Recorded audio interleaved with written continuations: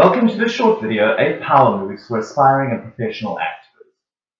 My name is Ian Gareth Hadfield, and in my time I've worked as an agent, as a writer, as a director, and as an actor myself.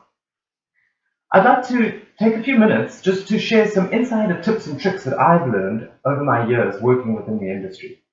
I love seeing people succeed and doing their very best work, and if I can be a part of that journey in any way, then I'm very happy and blessed. I believe in doing what works and not what we think should work.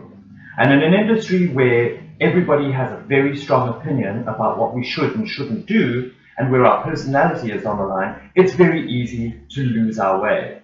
And I'm hoping that I can help guide you through this minefield of opinion. I also believe that technology is really important for our development, not just as a means of communication with a larger audience, but as a way of creating new work for actors. This is why I'm spending so much time on creating online content for actors specifically. So just as in a chess game, I'd like to suggest 8 potential power moves that you can take as an actor today. Power move number 1. Remember your motivation. What was the childhood dream? What inspired you to become an actor in the first place? Find the joy in the moments when you are acting and remind yourself often, I am an actor, and relish the feeling of that. On the flip side of the coin, don't forget that being an actor often means that we don't work 8 hours a day, 5 days a week, as in every other profession. And as such, it's important, particularly in our downtime, to keep ourselves busy with the work of acting. That means attending class, getting together with your fellow actors to run scenes, keeping fit and going to auditions. That's part of the job. Power move number 2. Find the right agent. Now, at the beginning of your career, this might be a job in and of itself. And you may go to many interviews in your process of finding someone who is exactly the right fit for you. Remember, when you go to your initial audition or interview with your agent, that you're interviewing them as much as they're interviewing you. Once you settle on an agent who you feel will be able to do the things for you that you need to be done, make sure that you communicate your career strategy and your end goal, what it is you're trying to achieve in your career. And maintain that communication through your relationship with your agent, because this should become a long-term relationship.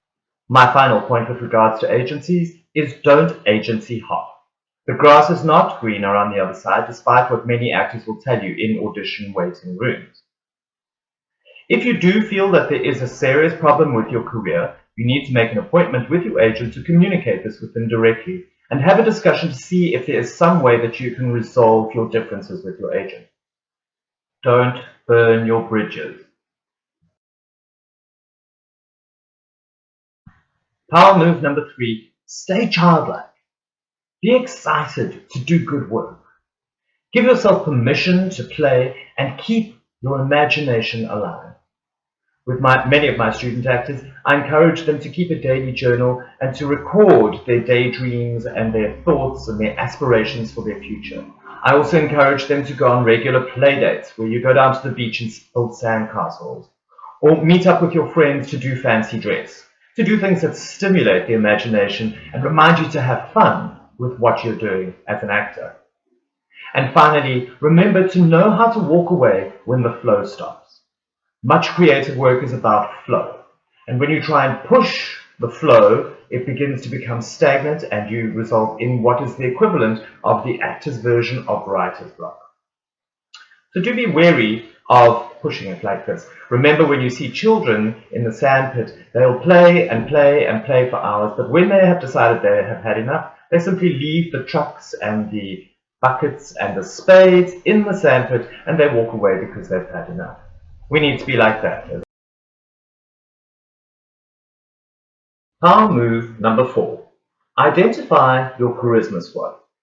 Now, I'm willing to bet that many of us have chosen the difficult path of being an actor, have had to deal with much negativity in our lives. Perhaps you've had a school teacher who told you you couldn't act, or perhaps your parents were resistant to the idea of paying for you to go to drama school, so therefore you've had to learn on your own. Perhaps you've gone along to auditions and gotten very negative responses. There is a great deal of negativity and rejection involved in this industry. So I always think it's a great idea to gather around you people who really believe in your talent, who want you to succeed. So that could be friends, that could be your cheerleaders, people who are willing to be there to commiserate when an audition doesn't go well and to celebrate when an audition does go well. Your agent is a natural member of your charisma team. And then go out and find mentors, people who are in the position that you would like to be, and make contact with them.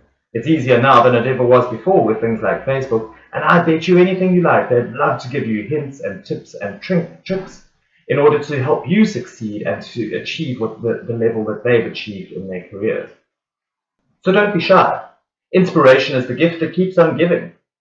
People who have inspired you today may help you to inspire future generations of young actors, and that's a wonderful gift to the world. Power move number 5. Be in charge of your finances. Remember, as a freelance performer, you are your own small business, and it's important that you have a financial plan and a marketing plan for your small business, just as any other high street retailer or so on would need. So, don't hide your head in the sand when it comes to your finances. Work out exactly how much it costs you to survive each month, including how much it costs you to attend class and to update your wardrobe and to update your look and to take photographs and so on and so forth. Write down your financial goals and compare them with your income from any given year. You may not achieve financial success within year 1, nor even in year 2, but eventually, if you keep working at it, you will achieve financial stability as a freelance actor.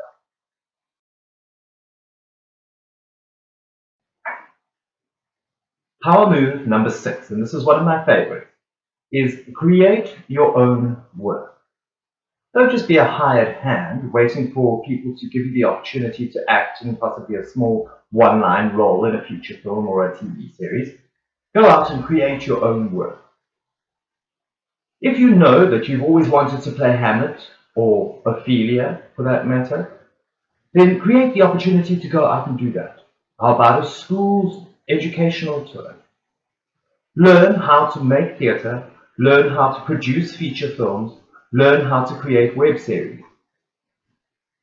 There are many ways in today's society that you can actually get out there and create work that makes you money simply from the internet. You just have to have the guts and the excitement and the balls to go out and do it. Get involved with festivals. Festivals are a great place for you to see what's currently happening in the creative world, as well as networking, which, as we all know, is essential to your career as an actor. And then when you feel brave enough, create your own work to show at festivals, whether it be a one-man show at a theatre festival or a short film at a film festival. These can potentially grow into projects that have their own life, and you ought not to give up the opportunity just because you're scared. Take charge of your public profile. Platforms such as Facebook, Twitter, YouTube, Instagram, and even your IMDb profile need to reflect your current status as an actor. Make sure that all of your work experience is reflected on them, and also give people a sense of your aspirations, where it is you're hoping to go, and naturally use these platforms to build up an audience for your own work. If you're going to be appearing in a festival with a one-man show, then you want to let your audience know well in advance and show them exactly how they can engage with you to create an exciting performance experience both for them and for yourself. There's much to be done in creating your own work, and the work starts today. Power move number 7. Do not chase fame. The first question I ask people when they approach me looking for representation is whether they want to be famous or whether they want to be a working actor, because these things are mutually exclusive. The truth is, if you are searching for fame, there are much simpler ways to go about it than to become an actor. Being an actor takes many years of dedication and 100% commitment as well as a deep passion. Most actors that I know who have had careers of any longevity have done so because they want to do good work. They want to create theatre, they want to create film, they want to create memorable characters. And this is a wonderful exercise for itself. If you're looking for fame, then the route to go is on things like soap operas, perhaps even a music career, if you can sing, or if you can play an instrument. But acting is probably not the way that you're going to achieve instant fame. And even if you do, fame in itself is very fleeting.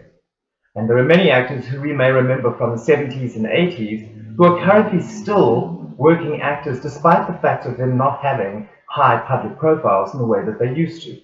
They're now working in regional theatre, they're writing, they're directing, they may be acting in lower budget movies. Nevertheless, they still continue to do good work, and this should be our aim as an actor. Don't aim for fame, aim for longevity. If you want a morality tale into the idea of how destructive fame can be, please go and watch the BBC documentary called Amy about the life and death of Amy Winehouse, and you'll see exactly how awful destruction by fame can be. Don't fall into that trap. You will be recognized if you do good work, and that in itself is exciting.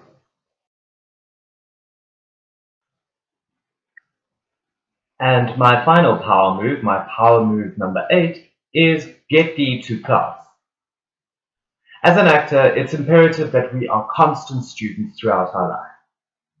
Simply when it comes to acting, there are many things that we need to be investigating, namely, for example, theories such as Stanislavski, Meisner, Adler, practical aesthetics. We need to constantly work on our voice as well as our movement abilities. Remember that our voice and our bodies change and evolve as we grow older, and we need to keep these in good shape and learn about the new restrictions that we may have on their use.